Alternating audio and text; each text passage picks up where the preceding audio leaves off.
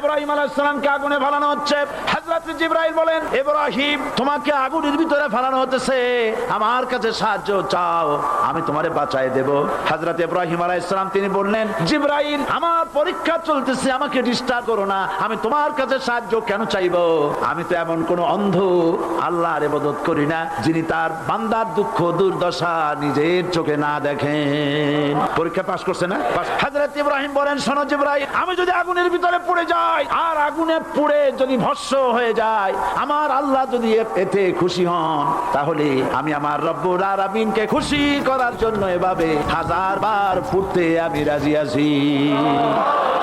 ইব্রাহিম আলাইহিস সালাম আগুনের ভিতরে পড়ে গেলেন। আল্লাহ রাব্বুল আলামিন আগুনের প্রতি নোটিশ করে দিলেন, ইয়া নারু কুনি বারদাও ওয়া সালামান আলা ইব্রাহিম।